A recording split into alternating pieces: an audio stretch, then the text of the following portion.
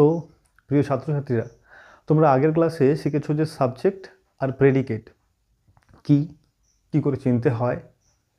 কিন্তু আজকের ক্লাসে আমরা শিখব একটা নতুন অধ্যায়, সেটা হচ্ছে অবজেক্ট। অবজেক্ট কি, কীভাবে চিনব, অবজেক্টের প্রকারভেদ কি কি, আর সেগুলো কোন অবজেক্টটা কোথায় বসবে সেন্টেন্সে, এইসব সম্পর্কে শিখব একদম 1 বাই 1 স্টেপ বাই স্টেপ করে। হয়েছে? তো পুরো ভিডিওতে সঙ্গে থাকো। এবার দেখো, বোর্ডে আমাদের কয়েকটা এক্সাম্পল দেওয়া আছে। এই এক্সাম্পল অনুসারে আমরা অবজেক্টগুলোকে বোঝার চেষ্টা করব। দেখো, প্রথম এক্সাম্পল আছে উই টেক অক্সিজেন। তারপর আছে we play football, father gave Raju a pen, God had sent him a gift. এই যে চারটা এক্সাম্পল আছে, এগুলোকে দেখো। প্রথমে উই টেক অক্সিজেন, এইটাকে যদি আমি ব্র্যাকেটের মধ্যে রাখি, যদি বলি আমরা নিই, কি নিই, অ্যান্সার আসবে অক্সিজেন। একইভাবে আমরা খেলি, কি খেলি না football. Father gave Raju a pen, father রাজুকে দিয়েছিল, কি দিয়েছিল, এ পেন, অবজেক্ট হচ্ছে। কাকে দিয়েছিল? বাবা রাজুকে একটা পেন দিয়েছিল, রাজুকে দিয়েছিল। তাহলে কি দিয়েছিল, কাকে দিয়েছিল। Again, god has Saint him a gift, কি পাঠিয়েছিল, ভার্ব আমাদের এটা, কি পাঠিয়েছিল না গিফট পাঠিয়েছিল। আর কাকে, এ গিফট। আর কাকে পাঠিয়েছিল না হিম, তাকে পাঠিয়েছিল।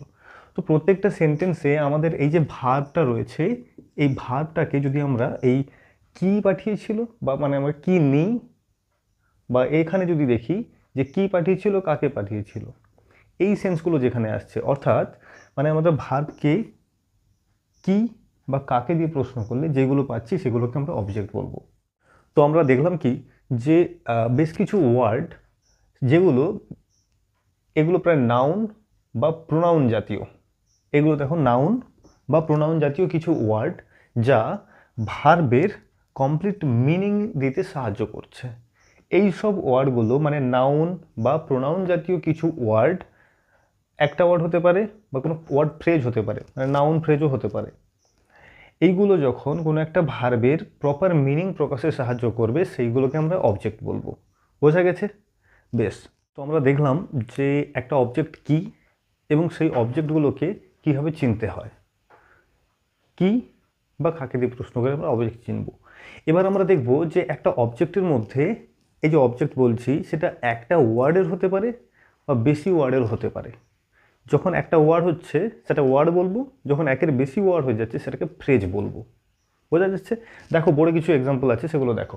প্রথমে আছে কি, হি লাইক সুইটস, একটা ওয়ার্ড আছে। অবজেক্ট কি পছন্দ করে, সুইট, সুইটস পছন্দ করে, একটাই ওয়ার্ড আছে। এগেন দেখো, উই সেলিব্রেটেড হিজ বার্থডে, দুটো ওয়ার্ড আছে, ফ্রেজ হয়ে যাচ্ছে।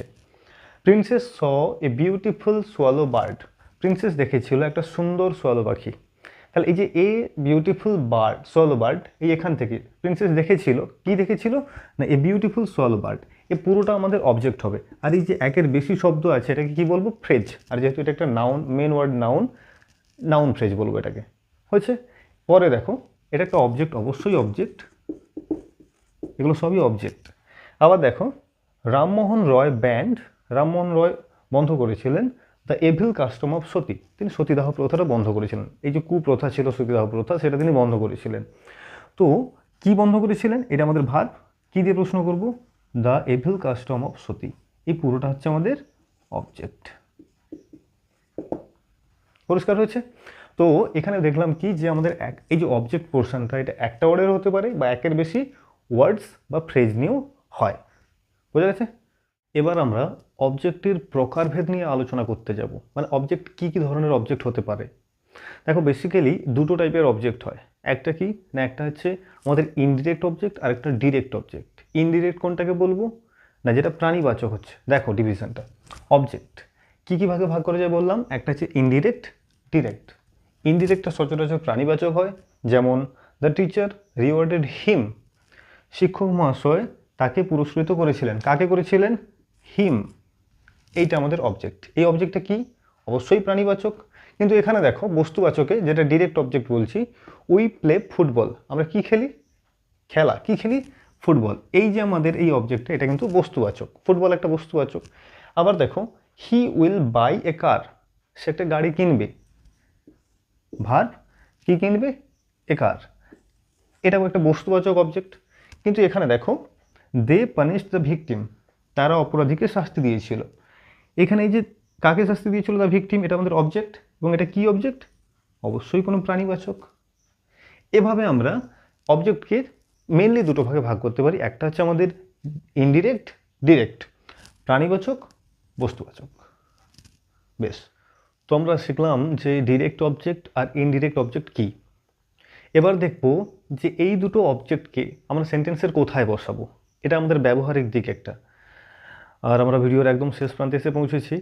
তো কোথায় বসাবো দেখো, আমাদের প্রথম কাজ হবে যে উদাহরণগুলো দেখো, হি গেভ মি এ বুক, সে আমাকে একটা বই দিয়েছিল। এই সেন্টেন্সটা লক্ষ্য করো, দেখবে যে প্রাণীবাচক যেটা ইনডিরেক্ট অবজেক্ট ছিল সেটাকে প্রথমে বসানো হয়েছে, এবং বস্তুবাচকটা যেটা ডিরেক্ট অবজেক্ট সেটা শেষে বসানো হয়েছে। এটাই আমাদের জেনারেল রুল, এটাই কিন্তু সাধারণ নিয়ম যে প্রথমে প্রাণীবাচক বসবে তারপর বস্তুবাচক। প্রাণীর গুরুত্ব বেশি, এ আগে বসবে। কিন্তু যদি আমরা এটাকে চেঞ্জ করতে যাই তাহলে কি করব না, টু দিয়ে বসাবো। যদি এই প্রাণীবাচককে শেষে বসাতে যাই তাহলে আমাদের একটা টু লাগবে। বসাতে পারি কিন্তু এভাবে টু দিয়ে বসাবো, কিন্তু জেনারেল রুল বলছে যে আমাদের এই ফরম্যাটটাকে ফলো করা উচিত। সেকেন্ডটা দেখো, I told him the truth, আমি তাকে সত্যিটা বলেছিলাম। এখানেও দেখো প্রাণীবাচক অবজেক্ট প্রথমে বসেছে, তারপর বস্তুবাচক বসেছে। এগেন এখানে দেখো এই হিমটাকে পরে বসানো হয়েছে, যেটা রুলটা চেঞ্জ হয়েছে সেটাই বসানো হয়েছে। যে যদি আমরা, আমাদের জেনারেল রুল আছে কি যে আমরা প্রথমে প্রাণীবাচক বসাবো তারপর বস্তুবাচক আসবে, কিন্তু যদি এটাকে উল্টাতে যাই তাহলে মানে প্রাণীবাচকটাকে যদি শেষে রাখি আমাদের ইনডিরেক্ট অবজেক্টটাকে, তাহলে আমাদের করতে হবে কি না, টু অ্যাড করতে হবে একটা। এই আমাদের রুল। সো আজ এই পর্যন্তই।